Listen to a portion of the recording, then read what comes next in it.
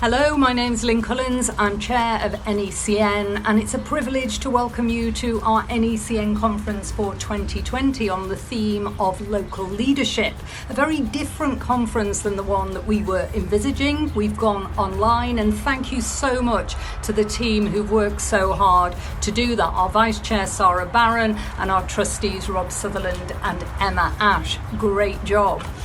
Over the next few hours, we're going to be hearing from a range of speakers and projects from around the country. We're going to have opportunity to go into breakout sessions, and then we have a panel debate at the end. But first, it wouldn't be a conference without housekeeping. So first of all the things that I can't tell you. I can't tell you where the toilets are. I don't really care if you switch your mobile phones off. And if you don't like the person who's next to you, then you shouldn't have married them. But what can I tell you? Well, I can tell you that we're going to begin in prayer. Sarah's going to lead us in some meditative prayers, thinking about the church as a mixed bag of people. And then we have our keynote from Andy Delmege, our Executive Director. He's going to be reflecting on some stories of local leadership, perhaps that indicate some of the barriers that people who live on estates face when they feel called, when they come into, when they want to go forward for local leadership positions. And then we'll hear from Helen Shannon, an estates practitioner in London who also leads a really pioneering learning project that encourages local leaders, equips them and commissions them to lead within their own estates. Following that, we have Steve and the team from the URC talking about Indigenous leadership and their church-related community work. Then Ricky Sandiford. Great piece from Ricky. Ricky is a lay leader from Birmingham Diocese who's been on the Learning Pathways pilot. Really interesting insights as to how he found that. Much talk of imposter syndrome. How many of us feel that within the church, I wonder. And finally, we've got a great video from Blackburn Diocese, from Empower, talking about equipping and resourcing and releasing urban leaders to evangelise within their own estates, within their own context. So a great hour and a half you have coming up, and I'll explain a bit about each video as we come to it. But first of all, please, if you are going to tweet today, and please use the hashtag NECN 2020. We're going to be taking questions on that hashtag later on for the panel. And you're watching this on YouTube, so please like the video, please subscribe to the channel, and please press the little bell. And then whenever we upload a video, and we're going to be doing that later today, you will get it immediately. So what is the reason that we've chosen local leadership? The reason is you asked for it. Our members asked for it following the last conference. I've just got a couple of little points on local leadership for now. Firstly, I am now rector of Stockport and Bridgington. I've got several churches in the centre of Stockport. I also hold some national positions, which is a great privilege. But when I went through my local panel as a single mum, coming from a firmly working class, a proud working class background in fact, I really struggled. In fact, I still remember a killer line at the end of my local panel report that said, Lynn may have some use in ministry in certain limited contexts. I'm still not bitter, honestly. And another story, I was in a working class parish some years ago, and I took over the church there, and we had the most wonderful woman there who had real gifts, a local primary school teacher, senior teacher, had worked with children and families for years, and yet had never been taken into children's ministry. I merely said, would you like to head up our children's ministry? And that children's ministry flourished. We had 500 people came to the summer play scheme over the 6 weeks. Absolutely incredible. And I'm delighted to say that she has gone through the discernment process and has just been accepted for ordination and will train for stipendiary ministry, and is passionate about estates ministry, which is great news. So we're going to begin now with Sarah, who's going to lead us in prayer. And I'll come back again at the end of Sarah's prayers and explain a little bit about what Andy's going to bring us. Welcome. As we come here today, we draw near to God, Creator, Redeemer, and Sustainer. We believe that in Jesus, God is revealed locally, and that we should be committed to our local community or relational network and active members of it. Call to mind where you live. Imagine that you're in a balloon floating over the roofs and parks, people and traffic, houses and flats. Hear the sounds of where you live. Breathe its air. Feel its life, and stay with this for as long as you like.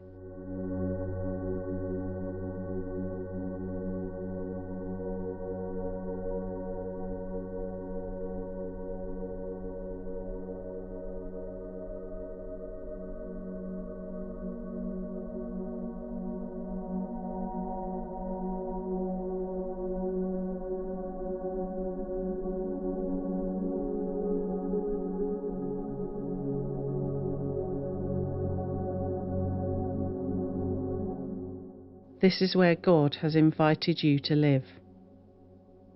Notice what part of the neighbourhood is uppermost in your mind. What's calling out for transformation today? Silently offer that to God.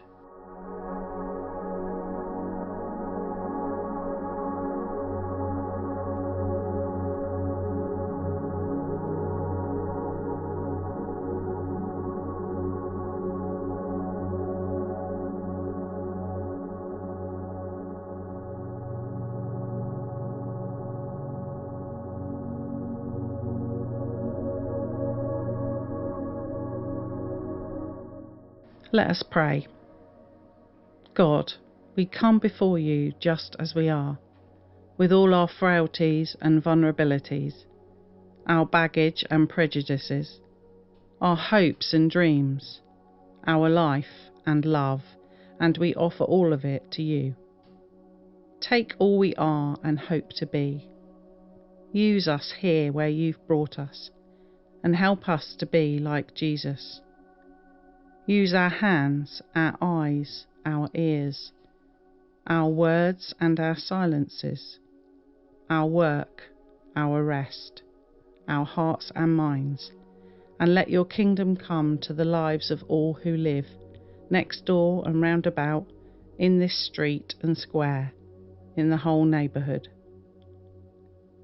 Confirm in us your invitation to be your people here.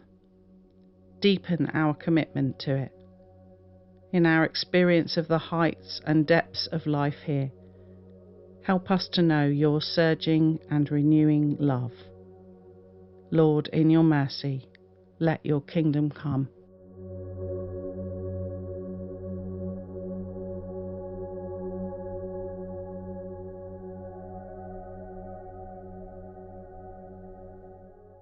We believe in discouraging dependency and developing Indigenous leadership within maturing churches that will have the capacity to sustain and reproduce themselves.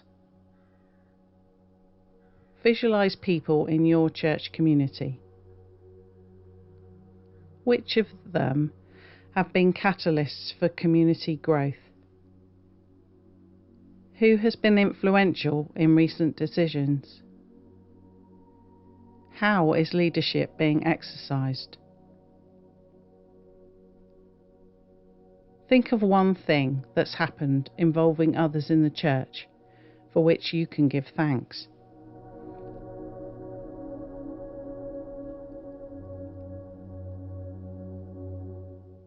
And let's end with this prayer. Loving Lord, you built your church with a mixed bag of people, gentle, impulsive, schooled and uneducated, men, women, young and old, and somehow through it all you formed a community. charged with loving the enemy, welcoming the stranger, living with values that others laugh at, and all this so that the world might be redeemed. We are part of that mixed bag, and while we struggle with its clashes, we rejoice in its diversity, and we're committed to it, because we've seen you at work, doing impossible things in this crucible of love. Help us to be attentive to those around us, who can be holders of hope, makers of peace, catalysts for change. Who can help shape our future life in good ways? And help us, Lord, to help them to be all that you call them to be. Lord, in your mercy, let your kingdom come. Thank you, Sarah. Really good to begin our conference in prayer, praying for the whole people of God. And we're going to move on now to Andy, our Executive Director, who's going to give some reflections on local leadership, some examples where barriers exist, and some of the lenses that perhaps any of us can apply that might prevent that wider and fuller flourishing. It's good to be with you amongst all the disruption and suffering of the pandemic. I think we're on to at least plan D now with how we're doing this conference. It's not quite how we were anticipating it, but it's great to be with you in this way. And we're hoping and praying that the technology holds up for the rest of today. We want this to be as participative as possible. So at the very least, please tweet your thoughts and questions on NECN 2020, and we'll keep a conversation going over the next days. There's going to be a chance to be in small groups on Zoom a little later today and to feed questions into our panel. Now, before I start, I want to speak about the last few months. We've had such a difficult time with our buildings closing, lockdown, the inequalities of our society brutally revealed. The disproportionate number of black and minority ethnic people dying of COVID. Food bank use up by 325%. Terrible holiday hunger ahead of us. Over 1 million new universal credit claimants. The poor dying at twice the rate of the wealthy. I could go on. And you will know at least something of this deeply and personally. It has been a difficult time to be the church. We have all been making it up as we go along. I would like to pay tribute to you all. Estate churches are continuing to work faithfully, imaginatively, and sacrificially. They are punching above their weight.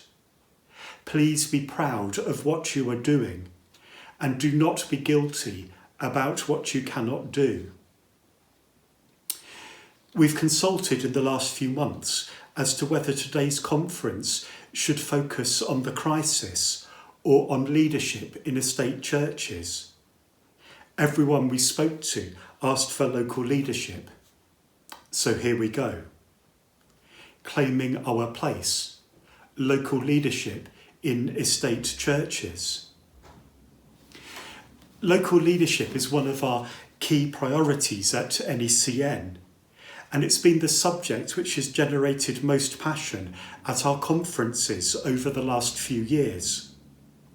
Funding from All Churches Trust and the Church Commissioners means that there are now 3 different Anglican schemes up and running in different parts of the country, which we are hearing about today, along with the United Reformed Church.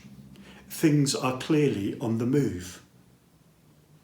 Why do we need to have local leadership as a priority? Firstly, because it has not often featured in our churches. The prophetic cry for justice of Black Lives Matter has reminded us of the cultural whiteness and the racism of so many of our churches. I'm very happy to say that NECN's London Regional Conference on October the 8th will be looking at local leadership from a black and minority ethnic perspective. As well as this, our churches are so often middle class and suburban in their culture and outlook. Lynn Collins, our chair, recently wrote movingly, "A couple of years ago, I was in a women's regional church leadership meeting. One of the female clergy there relayed the true account of a phone call she had recently received from a young woman who'd called her to ask if she could discuss a strong call to ordination she was feeling. When she arrived, alongside the very working class accent she displayed on the phone, the young woman had leopard print leggings, Ugg boots, bleached blonde hair, and eyelashes thick with mascara. But when she began to speak, the member of the clergy said she was amazed at how she articulated a passionate personal faith and a sincere and informed vocation to ministry. So did you put her through to the diocese then?" she was asked. "Oh no," she laughed, "of course not.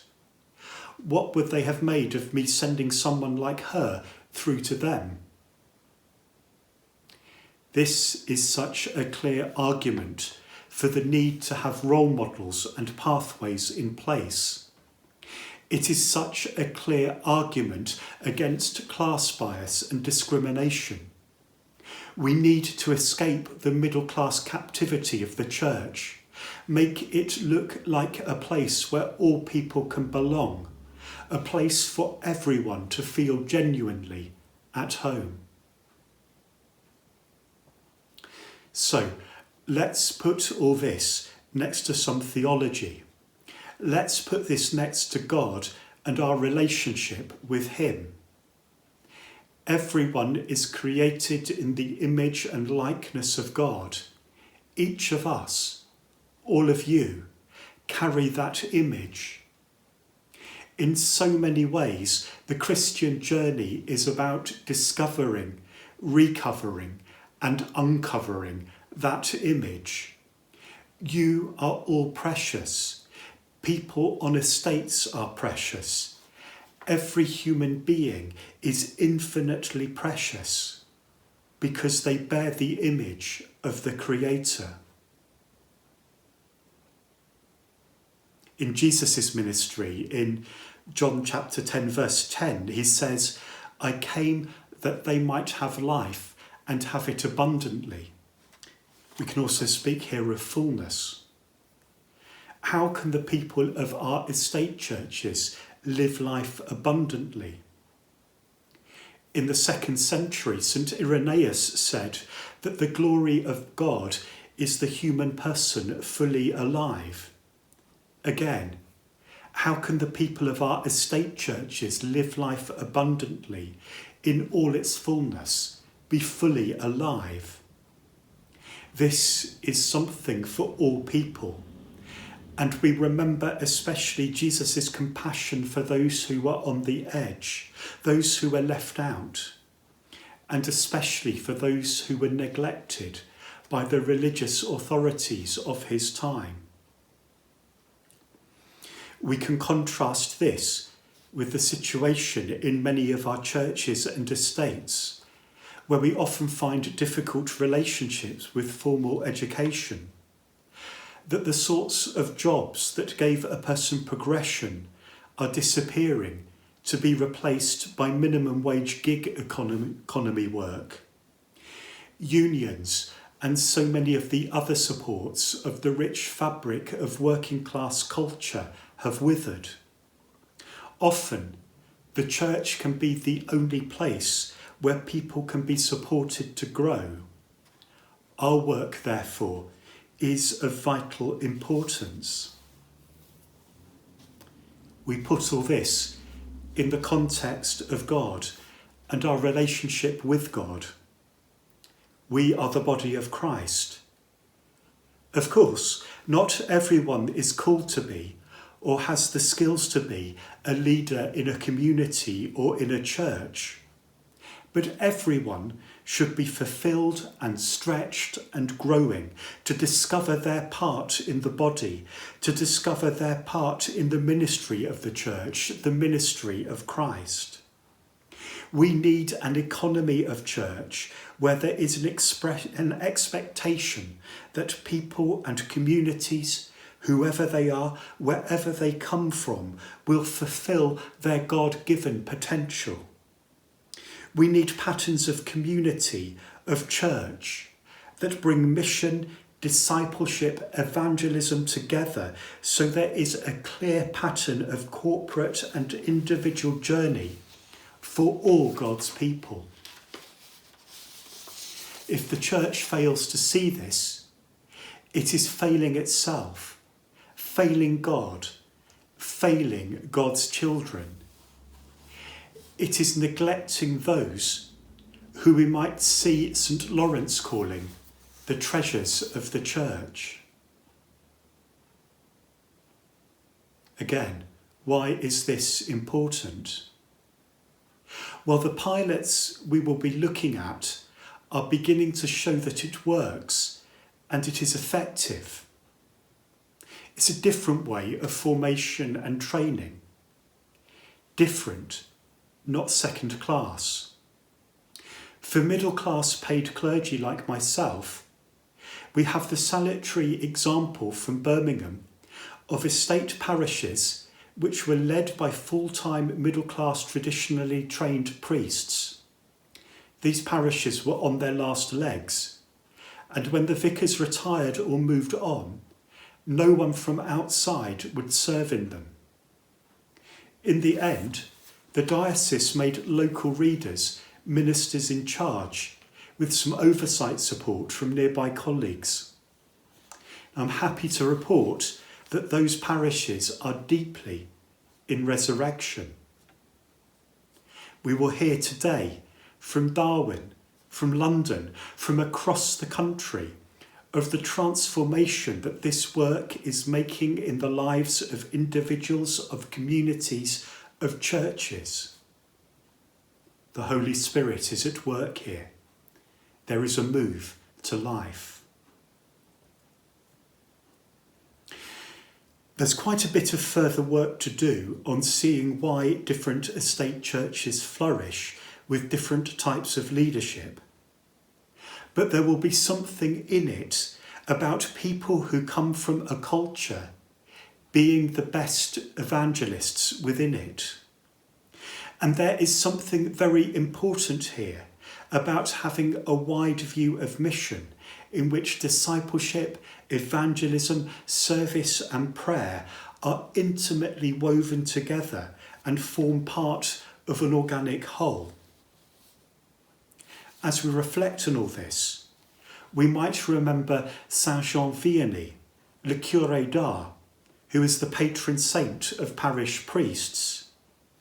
He was unable to get through the standard academic formation of his time. In the end, they ordained him, but as a consequence of this, he was sent to parish ministry in the most obscure place anyone could find, so he wouldn't do any damage. Yet he had one of the deepest and most influential ministries we can imagine. I should say at this point that NECN isn't arguing that we should only have local leaders and that middle-class ministers cannot work on estates. That is clearly not true. I myself have been doing this for the past 20-odd years.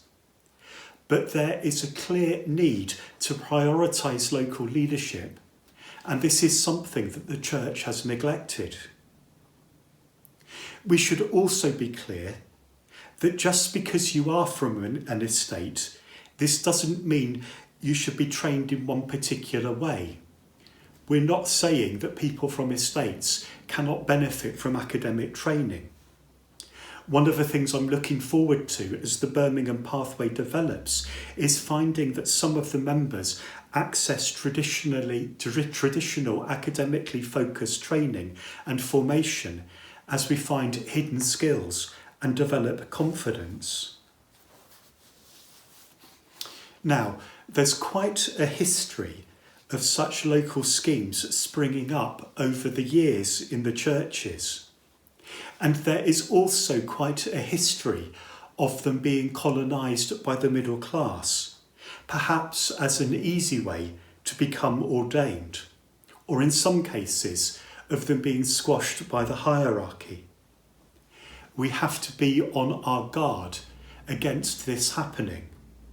We have to be prepared to name it and to call it out when we see it, and we need to be working together on this.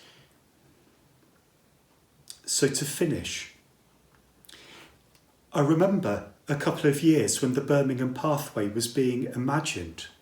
I went to ask estate church colleagues if they might have anyone suitable for it, on the grounds that it's much better to develop a programme when you've got real people in front of you, rather than doing it in the abstract. And I think I got 4 responses from people, 4 different responses, one of which is, yes, I've got so-and-so, which is great. The second was, well, we've had quite a few people who we've got through existing pathways. This is brilliant as well. The third was, Andy, you're being vague, tell me more. Well, that's completely fair enough too. The fourth one was, I'm sorry, we haven't got anyone. The context is too hard. Now, the only difference between the context in that fourth answer and the context in the first 3 is whoever the vicar is, whoever the leader is, the minister in that church. So, my challenge to you, every estate church in the country needs to have a culture where people expect to grow and develop. Make sure yours does. This is often slow work, but it is vital. God does not just call the middle class, and we need to do a proper job. A final word, if I may. This is my last conference with you as Chair or Executive Director of NECN. I'm moving on very soon to become Canon Missioner at Birmingham Cathedral. This new role has a strong urban mission element, so I won't be a stranger to you, but I'll be working in new ways and contexts. May I say that it has been wonderful working with you over the past few years. We've achieved such a lot, especially in moving estate churches and estate ministry from the disregarded margins of the church to the centre, which of course, as we know from the gospel, is where they actually are and where they actually belong in the kingdom of God. But there is a challenge ahead of us. And the financial situation in the next few years is going to squeeze churches and denominations very hard. NECN and all of us need to work and pray very hard to make sure that things don't slip back. We have hope. NECN has wonderful foundations. We have a really good group of trustees and other volunteers. We have a strategy in place, some funding from All Churches Trust and the will to implement it. We have an increasing number of well-led local groups. We have an increasing number of volunteers and members who have caught the vision. Trustees will be recruiting another executive director. We have one another. We have the Lord. You are in my prayers. Thank you so much for your friendship and your support over the last few years. Thank you, Andy, and much to reflect on there. I'm sure many of those points will come up in our discussion groups later. But I just wanted to go back briefly to the mention that Andy made about his moving on from NECN. Andy has been with NECN, as many of you will know, for many years. He was a trustee, then chair, and then executive director. And he has made a significant contribution over those years. So today we wanted, as a board of trustees, to publicly say thank you for that contribution. Thank you for the insight and the wisdom and the commitment, and not least the humour over that time. You will be sorely missed, and we wish you all that's good in your new role, and our prayers will be very much with you. But that does mean that with generous and much appreciated funding from All Churches Trust, NECN is going to be going out to advert for a new executive director. Towards the end of July, beginning of August, we'll be advertising the 2-day-a-week post. It has a real range of responsibilities, from overseeing the delivery of our strategic plan and liaising with the board, to working with partners and dioceses, and crucially developing our networks, supporting and nurturing local groups, helping new local groups to form. So if you or someone you know feel called to that role, please do look out for the advert on our website and on our Facebook page towards the end of July. And we would really encourage you, if you are interested, if you feel called to that position, please do apply. We would love to hear from you. And somebody else we're going to hear from now is Helen Shannon, estates practitioner in London. Helen is engaged in really interesting work to nurture the leadership of local people, which she'll tell you about alongside Ash, who's the coordinator of the Estate Leaders course.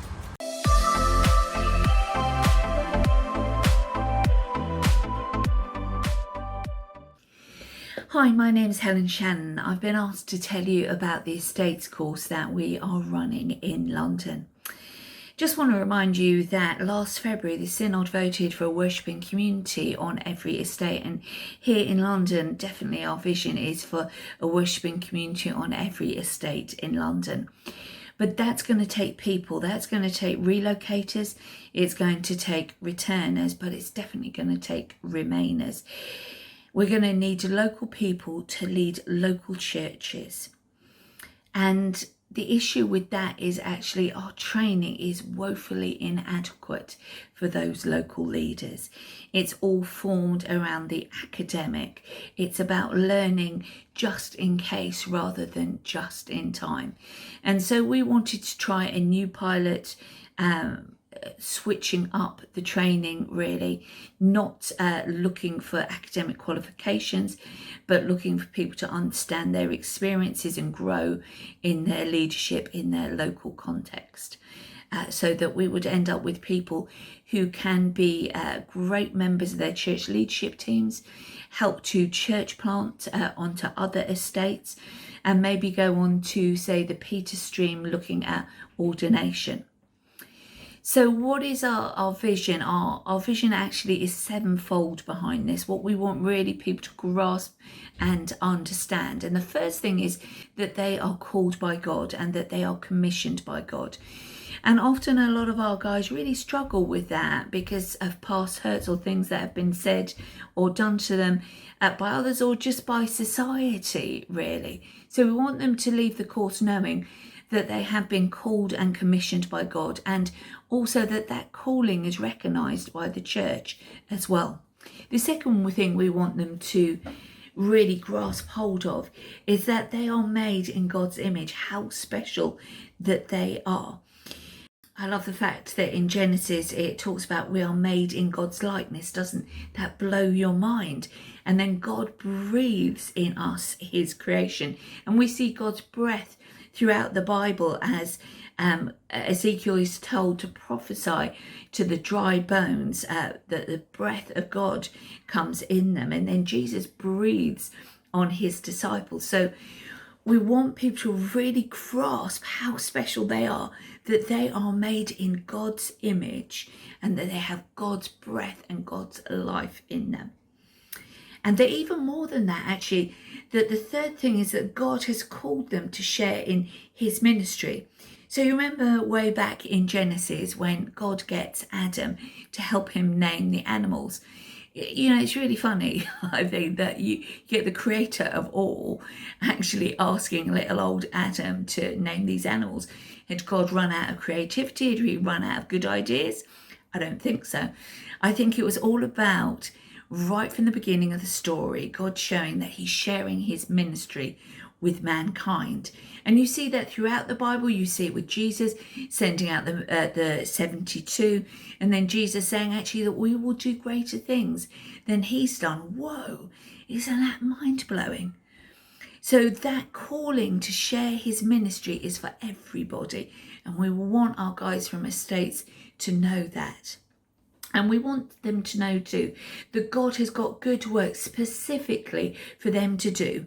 Not the person up the road, but for them, the person who lives on the estate. He has got good works prepared for them to do. And it's important that they do it. It's something that they only can do. They can't pass it off to somebody else. We also want them to grasp not only how important they are to God, but actually how important they are to the church. Our church in England is not representative of England demographically, and sadly the leadership of the church is not representative of the church either, and things have to change. Our guys from the estates are missing in leadership in the church, and they are so sorely needed. Their perspective is so sorely needed, and they bring things that other people can't do. And the church is poorer for the lack of their leadership. So the church needs our guys on the estates course.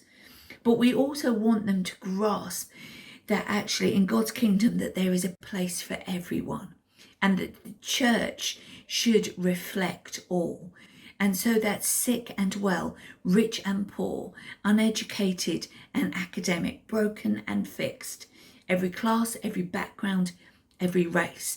And that's really important as people start to reach out and think about reaching their community, that they should make their worshipping communities and their churches a place where there is a place for everyone.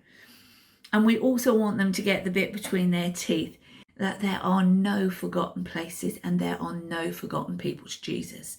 Now, sadly, looking at the church, you would think that Jesus wasn't interested in the estates, but actually we know that that is not true. That actually our guys on the estates are close to Jesus' heart. So for Jesus, there is no forgotten places and there is no forgotten people. And so our guys just need to go for it, because in some ways nobody else is going to. So there are our vision. That's why we do what we do. And we really hope that after the 18 months that our guys will grasp that. Hi, I'm Ash, and I'm the course coordinator.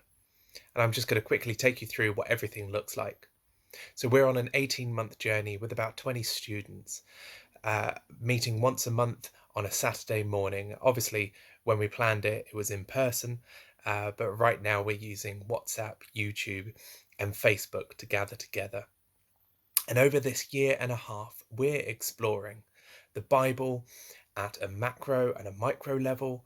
We're looking at evangelism, how we can share both God's story and our own story. We're looking at our personal development, so our identity and the calling that we have from God. We're tackling some of the big questions like justice and suffering and money. And we're discovering what it takes to be a leader in our communities. We've designed this course to be as interactive as possible. So we bring in different speakers and we try to make use of creative and discussion-led teaching so that, well, nobody gets bored. We've transposed everything online now, but when we were meeting in person, everything we did was wrapped in worship and prayer and food. We shared breakfast and lunch together and made plenty of space to meet with God. And we wanted the course to be practical, not just sitting and learning. So we're asking students to do 4 things. Firstly, to prepare a thought for the day and a creative prayer that they can share at a session during the course. Not only is this good for setting up and finishing the sessions, it's also a great opportunity for students to develop practical skills in public speaking, creative thinking, and forward planning. Secondly, to process their learning by answering 3 questions after every time we meet. What is God saying to you today? What have you learned? And how are you going to put that into practice? Number 3 is to meet with a learning mentor who will journey alongside and help them to further process these questions. And number 4 is to demonstrate their learning. And Helen is going to explain a bit more. Our hope is at the end, as I said, that at the end of the course that our guys would be commissioned either to be part of their church leadership team, to be part of a church planting team, to lead a new worshiping community or fresh expression, or go on to the Peter stream to look at ordination and stuff like that. We are looking for movement. What we're not looking for is loads of essays at the end. Now, people will have to share what they've learnt and how they've learnt it, but they are able to do that in different ways. So if somebody likes writing, along with the course coordinator and their mentor, they can decide to do it that way. They might want to do it in a piece of creative work. They might want to do it in a filmed Q&A session. They might want to give a talk. And they can do it in whatever way they can evidence what they've learned and what they feel that God is calling them on to next. And then that is celebrated at the end as people are commissioned to go and do what God has called them to do. I just want to share a few values really that we constantly drip feed into it. And firstly, it's about thinking well of one another. Well, actually, we are all different. We come from different places, different stages in our walk with Jesus. We've all had different experiences, and we come from very different church backgrounds as well. And so thinking well of one another is really important. And that's a real mind shift for some people, actually, because they've been siloed in their estates, and the other is quite a difficult thing to grasp. So we really encourage thinking well of one another. And we also encourage speaking well as well. Not just speaking well while everybody is in the room, but speaking well afterwards, and actually even thinking well of one another too. It's also about being present to the group that meets. So actually turning up is really important, honouring one another by being on time and turning up, and also trying as much as we can to leave maybe some of the difficulties that we are facing at the door just for a short little while, to just breathe and receive all that God has got for us through our learning through one another. So being present in the here and now, and not necessarily dragging all of the maybe baggage that's happening on the estate into the room at that time. But also being present in terms of our phones, and that's really quite a difficult thing for some of us.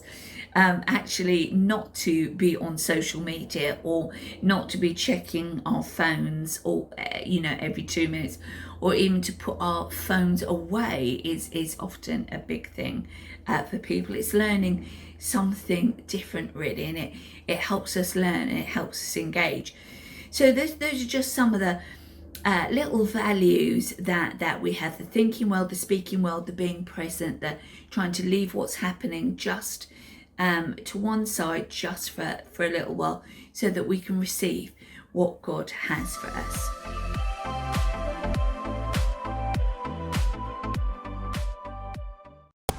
Thank you, Helen and Ash. Great to hear such inspirational and innovative approaches being taken to nurturing estate leadership.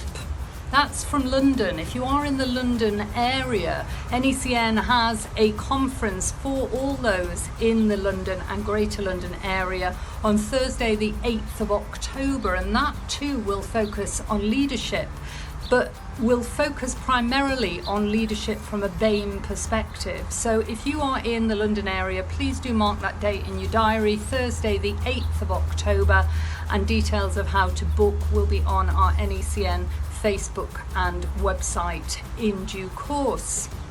And we're going to hear more inspirational stuff now from Steve and the team at the URC, who are going to talk about their experience of nurturing local leadership within their church-related community work.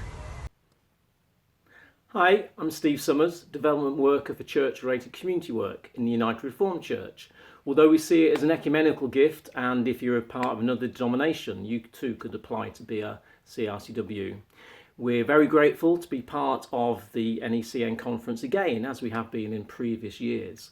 And this year we've got a video from Joe, our CRCW down in Peckham, and we've also got a Zoom conversation about leadership from some other CRCWs who we work with. Hello, my name's Simon Lovett. I'm a church-led community work minister based in Sheffield, working on the Manor Estate, which is to the southeast of the city centre there. Been here for 6 years. I've been a CSW for 30 odd years in various cities. Alison. Hi, my name's Alison Dalton. I'm currently in Tongmoor in Bolton, but about to move to a new project in Sunderland with the Sunderland and Bolton URCs there, and previously was in Poole in Dorset for 9 years.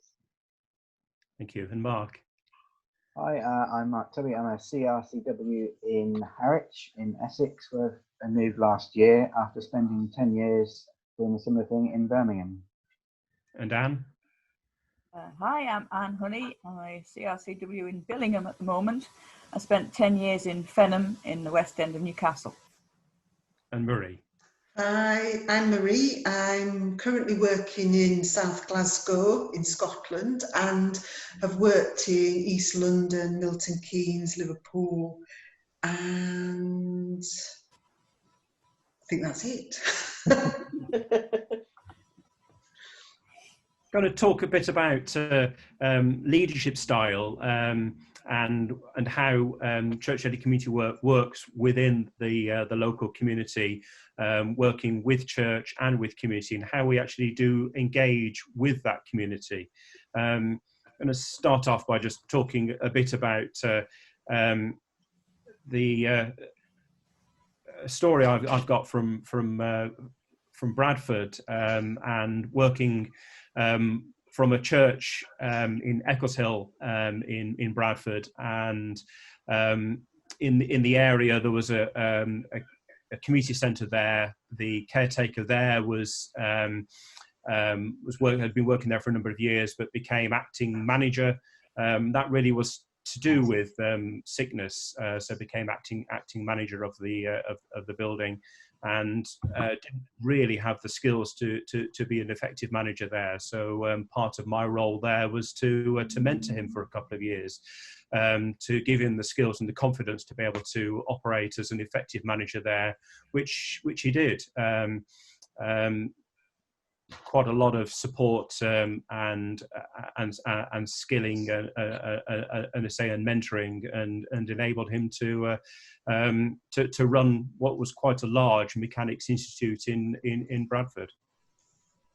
But Simon, when you were doing that, do you think people realised exactly what you were doing? That you were supporting him rather than doing it yourself, or did they just see you were chatting with him? I got involved. It was a person from the council that asked whether I could initially become involved in the centre. It was struggling, and so came in and went to the board, and it was from that it was very quickly, it was very clear that there were a number of issues in there that needed support. I became vice chair of the organisation, but also part of the role was to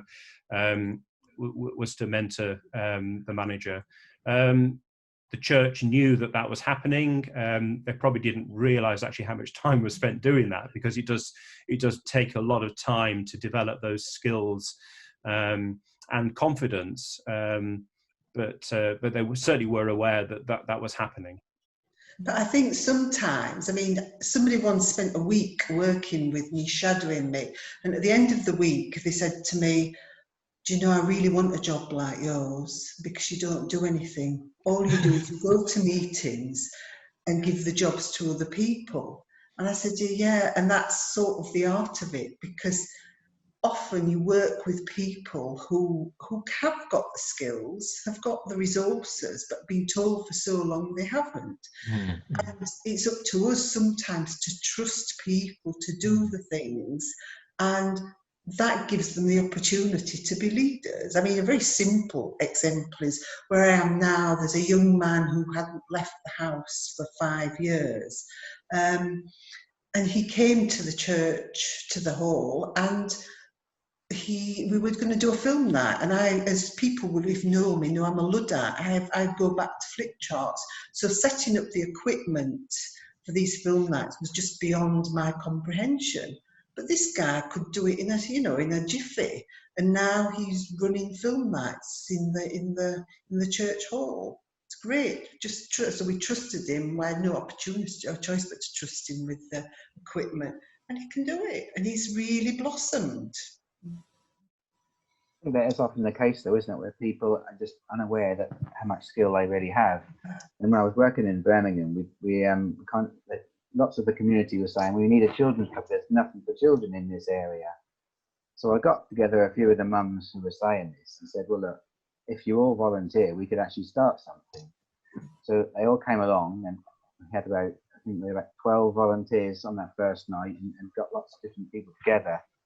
And I kind of it blossomed from there, because they all had the various skills that they could put into this club to make sure that it actually happened. You know, some were really good at doing cooking stuff, so they actually taught the children cooking. So they had skills that were actually transferable as well to other people within the community themselves. So that way it made the whole thing a going concern, and that continues to this day, even after I've gone. So part of what you do is actually making sure that they've got the skills to continue the project beyond when you're there. So. And sometimes you have to lead by possibly example, in that people don't know what they can do until they see you doing it, and they go, oh, wait a minute, I can't do that. I worked in a place in Byker where they didn't think that they could do a pig and pie supper, because in their history, a long time ago, they'd had a faith supper and all brought the same thing. And embarrassment disempowered them all together. They weren't in a place where they could go, oh, well, we'll do something different, or just laugh about it. So I did it, and they went, oh, well, we could do that. That's right, easy that. And then they did the next one. And it's just about pointing it out that they can do it. Or if you're embarrassed, that's not a big thing. But getting over that hurdle. It's a bit like Jesus feeding the 5,000. You know, the disciples went, all these people are hungry, what we're going to do? And it was Jesus who said, well, you go and feed them, sort them out, arrange them, sort them out and feed them. And yeah, the disciples, thinking we can't do this, suddenly thought, yeah, we can, we'll get a few loaves and a few fishes, and hey, we're off, type of thing. So yeah, it's about trusting and encouraging people. Yeah, and sometimes they just need to see the things that they can do. I know a girl where I am now who started helping at the food bank, and people realised how good she was with people, and she had no idea where she wanted to go. And she's ended up training to work for the Citizens Advice Bureau, because that's a skill she didn't even know she had. But she got involved. But what we're hearing here, or what strikes me, is all of you are talking about relationship. So you need to know people to trust them. You need to know them to encourage them, to see the gifts, to see what they need.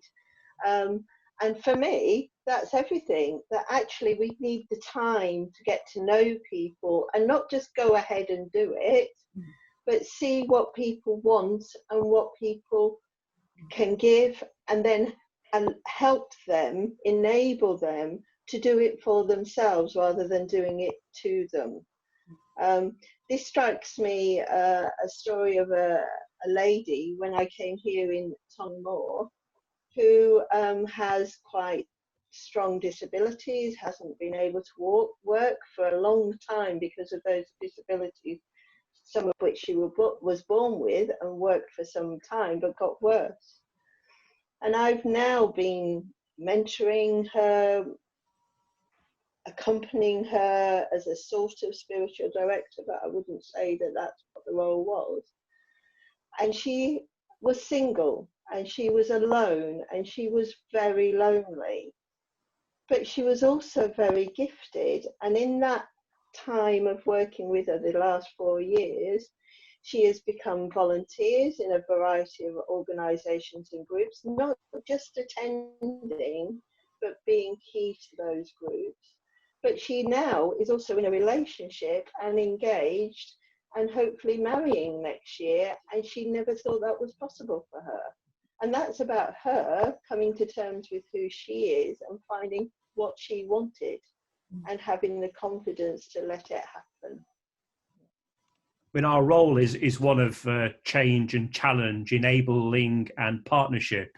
And really, Jesus is an excellent model for that in terms of calling a right rabble of disciples and skilling them up to enable them to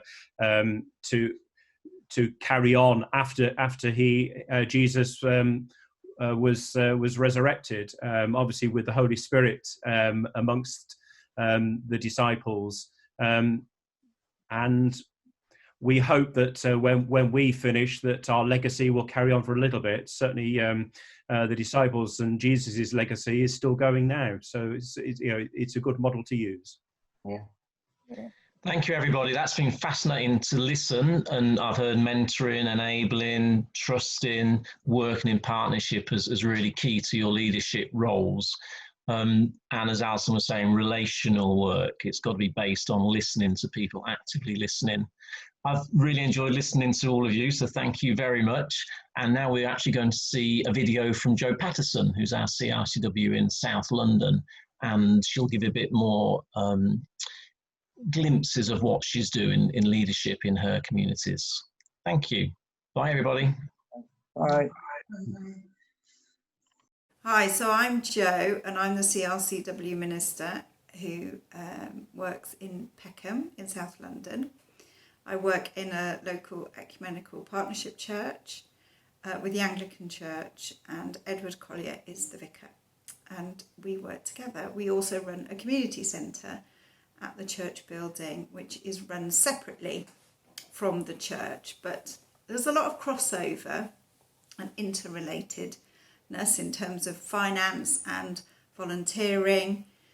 Church members have to sit on the board of trustees of the charity, and some of the people who come to centre events and services also come to the church. One of the ways where we work with empowering people is that many of the people who volunteer have come through our mental health services in the past and have progressed to a point where they offer their services back to the centre because that's where they have received their own help. And it doesn't really matter to us where they come from or what they've done in the past. Actually, we just look at enthusiasm and decide that everybody can give what they can give to the church or to the centre. So we, for example, in the past, when I first went to Copleston as a placement student, they had had a toddler group before, and I had lots of experience, but we had a parent who had never run a toddler group before, and so we did it together. And we had some toys and some resources, and for 6 weeks nobody came. And then a year later, after things had started to build up, I became unavailable. And then now, 6 years later, it's thriving. And they have to turn people away because the person involved, the parent, made it their own. And actually she knew what she had to do. She just had to learn a bit, and I had to just be absent to enable her to make it herself. So our trustee board also has people from the local community that have nothing to do with the church. And they might have gifts in terms of knowing the people in the local community and what they feel might be needed, because they live there and work there. And so they're a valuable asset to us as well. We also have people who come and advise us about what they want. So we have older people's services, which is one of our main things, as well as our mental health services. And we have an advisory panel, and we ask people what we think they need. So what's important really is that when you're doing ministry in this way, you are constantly asking people. You're not supposing what you think they might need. We recognise that it's got to be sustainable work, and that there's got to be a way forward after somebody leaves, for example. But we also understand that it's okay to get it wrong. And sometimes you assess the risk and it goes wrong, but that's okay. You just go back and redo it and try it again. Or it's okay to make things stop because they haven't worked or their time has passed.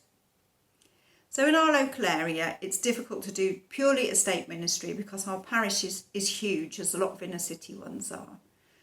But our church is not in the middle of the various estates that we serve, but the people come to us, and now we also go out to them and visit them.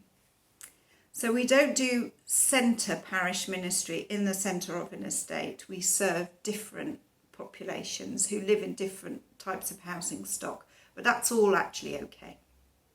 So one of our biggest empowerment things, I think, has been the mutual aid group that we set up.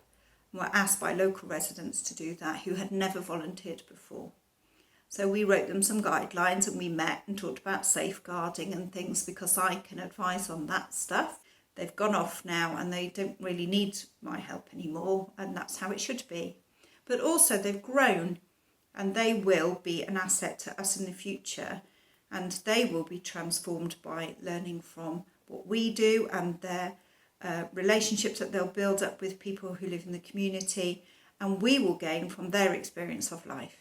So I hope that's given you a bit of insight into how we work, that our estate ministry is varied and wide and all over South London. That's where our parishioners live. A lot of them are in housing estates, and we do what we can, but actually we're aiming to empower everybody to realise whatever gifts they have, so that we can work with them sustainably and for the long term.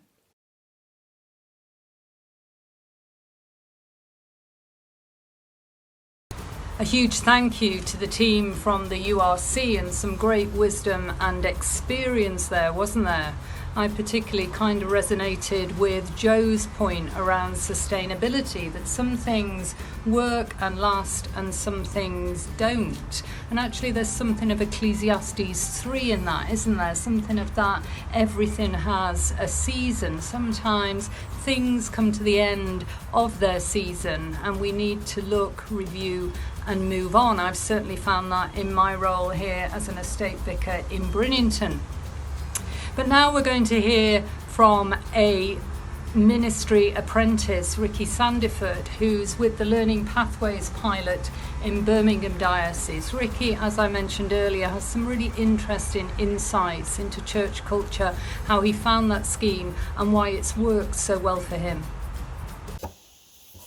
Hello, I'm Ricky Sandiford. I'm a mission apprentice at the Birmingham Diocese, working with the most marginalised in our society, in urban ministry, working with those with the most difficult circumstances, challenging lives. Doing this work's been a challenge, but has also been a privilege as well. When you're doing lay ministry, you start to understand how challenging it is to work in a field with professionals that you feel more qualified than you. And what the Birmingham Diocese have been doing in this mission apprenticeship is bringing people from in their own context, bringing people from the urban area to do ministry amongst those that they grew up with, live with, in their own parishes, which is a different approach, and for me has been a really, really beneficial one. Seeing real growth in me and in my estate that I live in, having done this work now for going up to 2 years, has been an amazing experience. And I was talking about the challenges for somebody who suffers with imposter syndrome,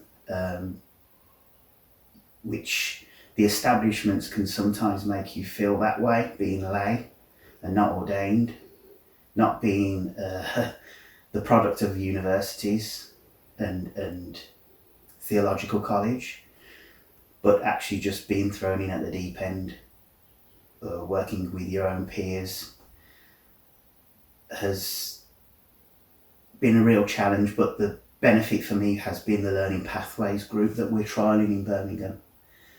It was a really good opportunity for lay people to get together, to talk about what it is to be lay ministers and to do lay ministry and the challenges that's unique to those people who are in at the deep end, sometimes in the most difficult circumstances.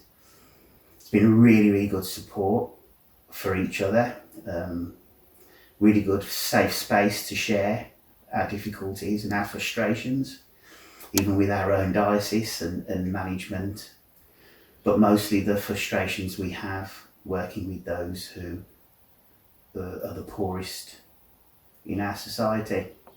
Learning Pathways has been brilliant for us all in that, and I think it's important that those in lay ministry have something like this that counteracts that imposter syndrome that sometimes we feel, and it's really validated us, it's really reinforced God's calling in us and helped us to understand how important it is to understand what God's called us all to do, regardless of our backgrounds.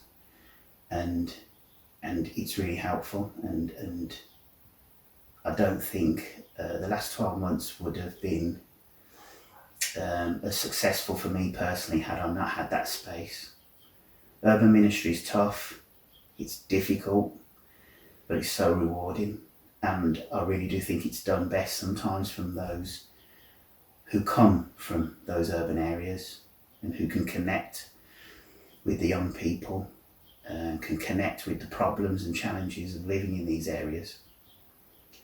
And yeah, it's been a joy as well, and I really, really do value that time we've had together as lay ministers, and to see where God is in it all, and to see our true callings individually and together as lay ministers. So yeah, it's been a fantastic experience.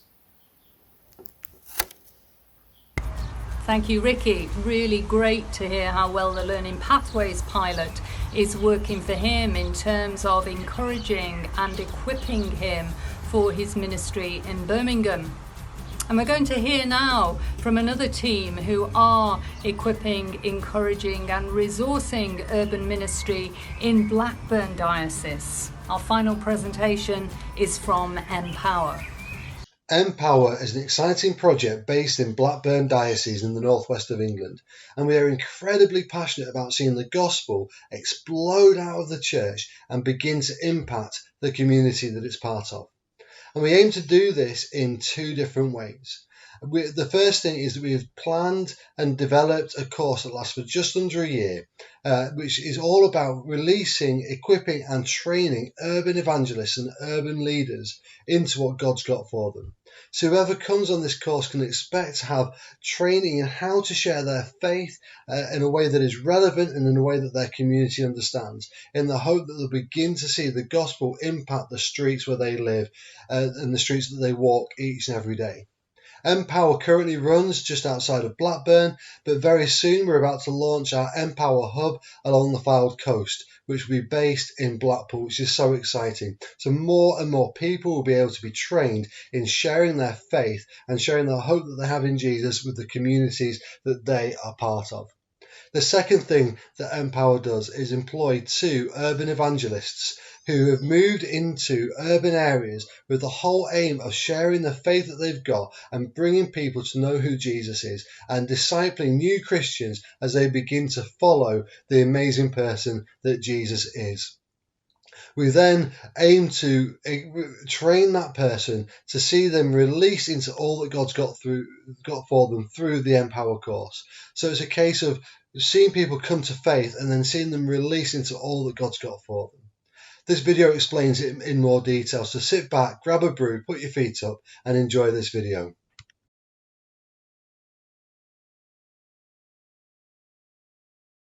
Hi, my name's Pete and welcome to the Mearside Estate in Blackpool.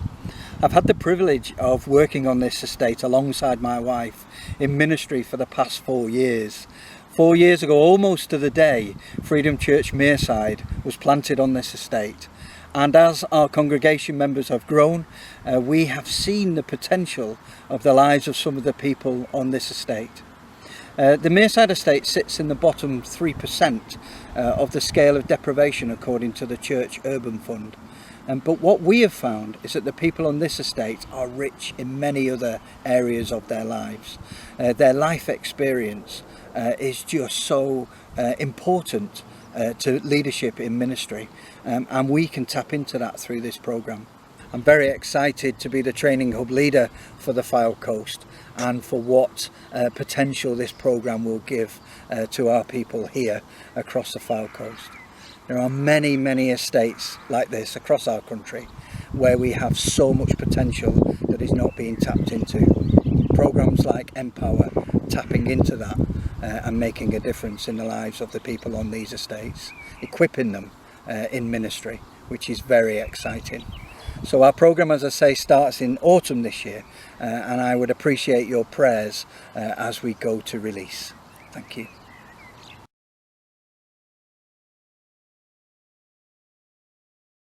Jesus was already here in Highcroft long before I came here. He just invited me to join him. People are proud to live here. There's a real community feeling about this place. So when it came to presenting Jesus as the glue that holds all things together, it wasn't hard. I just asked people for their help in starting some kind of church and what that might look like. And people said, well, we've got questions and we've got doubts. So I planted a church that runs out of a community library on the estate that runs around questions, actually. We meet every Sunday, so we're a growing, relaxed, spiritual community of people.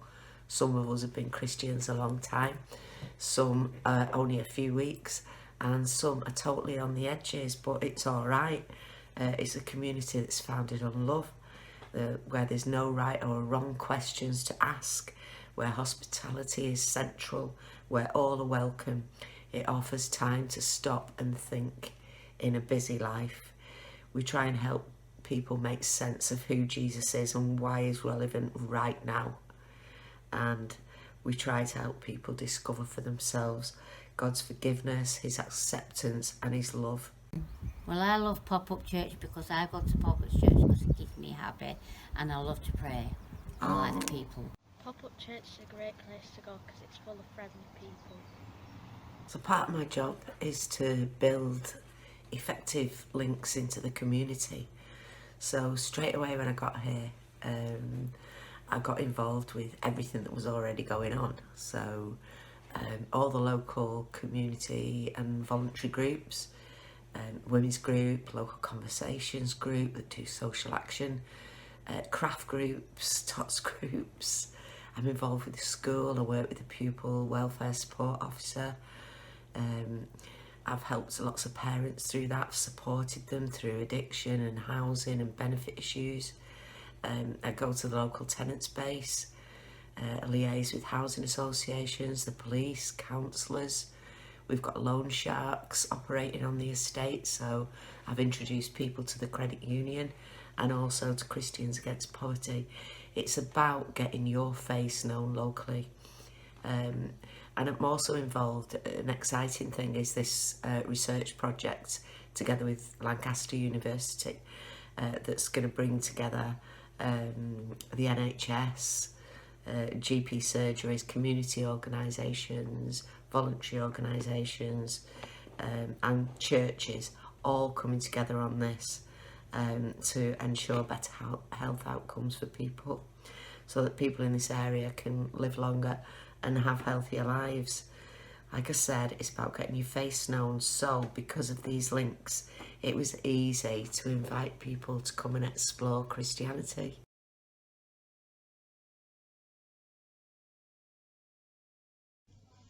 Hi, my name's Rob and I'm the Urban Evangelist here in Darwin. As a family, we moved out here just over a year ago so that I could take on this role, and it is the best job ever. I get to tell people about Jesus. I get to spread the gospel, and when they're ready, I get to lead people to know who Jesus is and help them figure out what it means to follow him, which is the most exciting job I think we could ever do.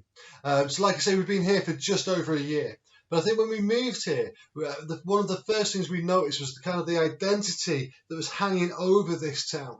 It kind of feels like the forgotten little brother in this town. If you go back in history, Darwin was a bustling place that had a massive industry of cotton, and it would export cotton all over the country. But during the Industrial Revolution, like in many small towns across this country, particularly in the northwest maybe, those businesses began to fade, and what was once a thriving, bustling town was no more. And then in more recent history, Darwin merged with Blackburn to form the Blackburn with Darwin Borough Council. And this again, like the Industrial Revolution, was a difficult time for the Darwiners, because a lot of the money that the council had was ploughed into Blackburn and not Darwin, meaning that Darwin again began to feel like that forgotten little brother. And we're living, when we moved here just over a year ago, we moved into almost a forgotten estate within a forgotten town. An area that is really deprived. It's surrounded by natural beauty. It's an incredible place to live, but it's incredibly deprived. And statistically, childhood poverty is double the northwest average, and 10% higher than the rest of Darwin. So the childhood poverty is quite high in Darwin anyway. But where we are, in this small little pocket that we live in, it is 10% higher than that and double the northwest average, which is quite difficult. So as you can imagine, there are lots of issues within the area. And what we're working to do, and what we're hoping to see, is we're hoping to see Jesus begin to bring his victory into those situations. And we're hoping to see a forgotten people feel like a remembered people, because one of the messages that we carry is that to our estate is that you are not forgotten. God loves you. God has you written on his hands. He desires to know you. You're not forgotten to him. You may be forgotten to some parts of this town or some parts of this area, but to God you are very much remembered, and you are definitely not forgotten. And his love for you is so great. Why don't you find out what that looks like? Why don't you come and explore who Jesus is, which is the message that we are carrying. And when we first moved here, we very much came with the attitude of wanting to see the whole church be involved in mission and evangelism. And we had this vision, first of all, that we would kind of say to the church, why don't you follow us into this forgotten community? And saying to the community, why don't you come and follow us into this forgotten church? But neither groups of people making it to that place, and they met somewhere in the middle. This was the vision that God gave us, and out of that we would see this amazing expression of God's church begin to grow, with community members leading alongside existing church members. And that's our whole vision, kind of seeing the whole church involved in mission, but seeing them make friends and build friendships with people, rebuilding that bridge that had been broken between church and community, which is such a likely story with churches across this nation, I think. And we're beginning to see that. We're beginning to see that stuff happen. But for now, why don't I hand you over to my friend Mansion, where you can hear from another person what it's like to be part of St James's Church and the community that we are part of. So over to you, Mansion. St James's is a very nice place because when I first went to that church, I got friends very quickly, and everyone seemed to like each other. No major problems came, like for example, no swearing, no smoking, no racism. For all of blacks and whites equally, and there was no swearing, anything bad really. So I just want to say thank you for all the people who were supporting me, Linda, Lisa, Alice, Rob, Caleb, or Jackie, all of them. Thank you.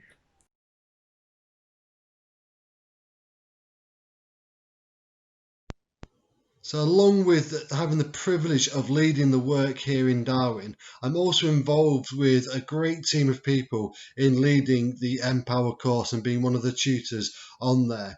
So these next few minutes will then now describe what this course is like. Enjoy. Another strand of my job is working as a tutor on Empower, the School of Urban Leadership. This is a pioneering course equipping people to share Jesus in an urban setting. Quite often when we have ministry programmes, they can be far too academic for some of our potential leaders on these estates. But I'm pleased to say that the Empower programme that has been launched in Darwin for the last 2 years is the perfect mix of being able to train people in leadership, to release them back to their parishes so that they can make a difference in their own communities. The programme is going to be released here on the Fylde Coast this autumn, consisting of 3 modules. The first module is about a life-transforming relationship with Jesus and what that means to have that. Hello, my name is Kaz Pinder, currently on the Blackburn Diocese Empower training. The transformation module of the Empower training has greatly contributed to my own transformation and confidence. It's enabled me to love myself and accept that God loves me as I am. Through the transformation module, I started to become the person God always knew I could be. For 45 years, I've been running from brokenness, but through Empower, I've discovered brokenness is a blessing. The second module will focus on mission and evangelism, but suited to their own context. We're given a one-off task of arranging an outreach event. Ash Wednesday was approaching, so I arranged Ashes to Go. Out on the streets we offered people ashes, prayers and the lighting of a candle. It was a great success. People were interested, especially in the prayer. And then finally, we're going to teach them what it means to be a leader in the urban church. This programme will equip them to go back to their parishes and to make a life-transforming difference to some of the people in their own parish. Empower training has definitely released the urban leader and evangelist in me, and it can do the same for us all. This is God's love in action. We are all responsible. Psalm 89 verse 1, I will sing of your steadfast love, O Lord, forever. With my mouth I will proclaim your faithfulness to all generation. God intends us for all to be his urban leaders and evangelists, wherever we are. In Godfrey Birtle's song, The Truth, he tells us, the gospel cannot be locked on a page, so let it play, let it play. Thank you, Empower. Amen. Thank you, Empower and the team from Blackburn Diocese. Really wonderful energy in that presentation, wasn't there? We're going to take a break now until 12:30. At 12:30, you will need to access the Zoom link that has been emailed through to you. If you haven't received an email with a Zoom link for the breakout discussions, then an email address is going to appear on the screen for Christine, our support officer. She will email the Zoom link through to you. You can also use Christine's email address to ask to be added to our MailChimp database. We send out regular mail shots from NECN with all the latest developments and updates. So if you'd like to be added to that, please do email Christine and she will do that too. So we look forward to seeing you at 12:30. We're going to have our breakout discussions followed by our panel question and answers. If you wish to tweet any questions through, remember the hashtag is hashtag NECN 2020. Thank you. Hello, I'm Rachel Jordan-Wolfe and I'm the Assistant Director of Hope Together, and I'm here to talk to you about our magazines. We really want to support you in your ministry on the estates, so we would like to offer you these magazines for free. It's really simple. You can use this code that's appearing now, go to our shop on the Hope Together website, pop that in and they'll be free to you. Or you can phone Sue Jennings in the office and she will help you. We'd love you to contribute post and packaging. If this is a problem though, please get in touch with us. What we most want is that you can use these magazines for your ministry on the estates.